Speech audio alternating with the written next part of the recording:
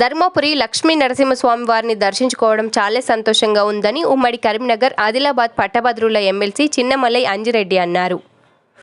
బుధవారం స్థానిక బీజేపీ నాయకులతో కలిసి సతీ సమేతంగా స్వామివారిని దర్శించుకుని ఆలయంలో ప్రత్యేక పూజలు నిర్వహించారు. ఆలయ chairman Ravinder, EO Srinivas, MLC Anji Reddy దంపతులను స్వామివారి శేషవస్త్రంతో సత్కరించి చిత్రపటం, ప్రసాదం అందజేశారు.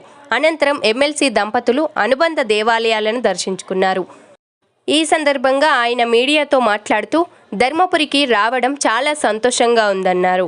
ఎమ్మెల్సీ ఎన్నికల ప్రచారంలో భాగంగా ధర్మపురికి వచ్చినప్పుడు మొక్కిన మొక్కు చెల్లించుకున్నట్లు వివరించారు.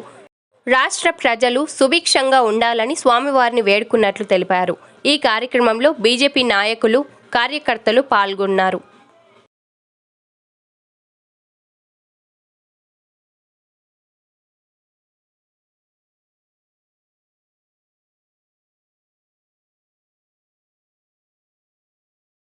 ఎమ్మెల్సీ ఎలక్షన్లో ధర్మపురి రావడం జరిగింది. ఆ రోజు మీటింగ్ పెట్టడం జరిగింది. వీళ్ళందరూ ఆ మీటింగ్ రోజు కంపల్సరీ మేము మొక్కినాం, ధర్మపురికి రావాలి, గెలిచిన వెంటనే స్వామి ఆశీర్వాదం మీ పైన ఉంటుంది, 80% మీరు గెలుస్తారు అని వీళ్ళు ఎవరైతే అన్నారో స్వామివారి ఆశీర్వాదం తీసుకోవడానికి ఈరోజు ధర్మపురి రావడం జరిగింది.